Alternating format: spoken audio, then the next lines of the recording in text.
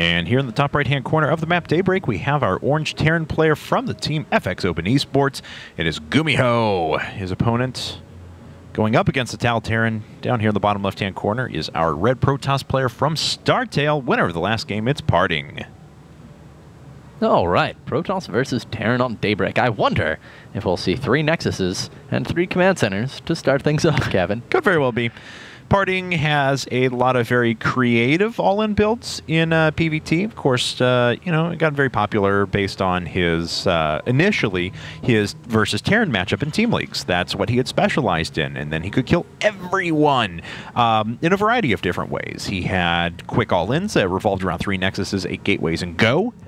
He had some sort of weird, protracted out, very long styles of play too with Colossi, and really was just well-rounded in the matchup. So even though he has since become known for his other matchups, this is still kind of where he started to shine. I think Parting, one of the things that's so cool about him is he's one of these very transparent players. You know, when he practices something, you can easily see what he's been working on lately, you know, as you stated initially versus Terran, and then comes up with this. I mean, he developed, man, came up with this really cool. Well, you know, who knows? It's always possible that he encountered it on the ladder, playing as a Zurich player one day. No, it's not. Parting. No. Yeah, Parting's too good. But, you know, it's obvious, you know, he puts a lot of work into that. But let's hold that thought because we've got an interesting opening here from Gumiho, and Parting looks like he's going for a Nexus first, actually. Yeah, hiding a second barracks here. Now, Gumiho can use this a couple of different ways. You still can bring in so much economy as a Terran player with the mules that you can still safely expand behind this and just put on 2 racks bunker pressure. We could also see, I mean, he's already gone past the time where he would have grabbed gas when we would have seen add-ons, so I doubt this is going to be some sort of a big Marauder push. Looks like he's just going to do double Marines for a while. We'll see how much damage he can actually put on.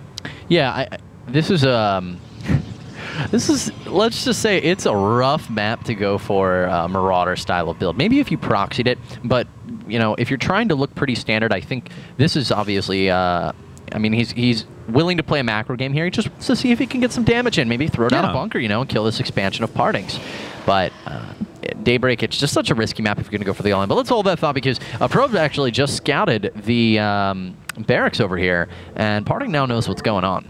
Yeah, but the problem was he was already really committed into his Nexus, so his first gateway is still a while away from giving up. There's nothing he can do to accelerate that process. Yes, he can start to chrono boost out some units in a second, but the first couple of SCVs are at the front. We're going to see some bunker play. Yeah, see, he knows at this point that a bunker is no joke, and immediately we see a number of probes, 6 or 7 probes being pulled off the mineral line right now. And from here, well, Gumiho's not going to be able to get this done.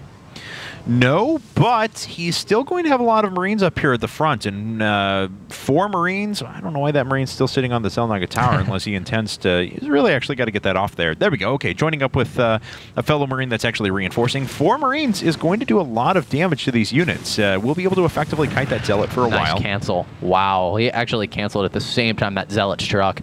But with Chrono Boost, Parting's getting out a lot of units here. His second Zealot is already now on the field, and a Stalker is following it up very quickly. Probe does get picked off. Nice target fire here from Gumiho. May see 3 or 4 probes go down, but other than that, things should be cleaned and dealt with. Well, he's actually cleaning up. Pretty preemptive there. Yeah, cleaning up that Zealot. There is a second one out now, but a few workers have already fallen. Looks like he's killed 4. That's what we were anticipating before.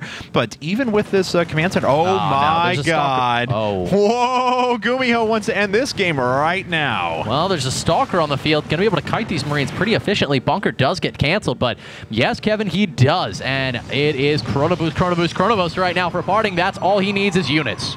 That's right, but will he be able to get them out in time? Very nice job putting down a pylon off to the right-hand side again. Even if this one were to get taken out, it looks like this is going to be stopped for a little while, at least production. There it goes. All structures are depowered. This actually stops the Wargate research as well. Oh, he surrounded the Stalker from behind with the SCVs, but it was actually picked off. Beautiful move there by Parting, making sure that Stalker got out alive. But Gumiho is target firing down on the Stalker on the bottom right now. No, he's splitting it evenly between these two. One Stalker goes down, second one as well. Gumiho, how far away is this next unit? It is about to pop out, but the SCVs are completely surrounding it. Oh, and there was a tiny little gap where it was able to actually sneak away, at least for a little while. More probes are going to fall here, and let's see how many workers have been killed. 17 to just 9. Unit counting station. We have 7 probes, just a Stalker out now for for parting, and that's it. There's GG, and Gumiho wins with the all-in. A very short game there, but now we have a 3-1 advantage for Team FXO. That was a really cool decision out of Gumiho. You got to wonder in that situation because I could be wrong on this, actually. In fact, this could be the reason he decided to do it. Did an SCV slip inside the main and see only one gateway? Oh, I don't know. But off of that position, it would be very difficult to invest into the second gateway because, with the second gateway that comes up, you're either cutting probes or you're sacrificing time on your first unit that pops out. So do you want the first unit out a little bit quicker? What do you choose to invest in? In any case, it would have been a bad situation for parting.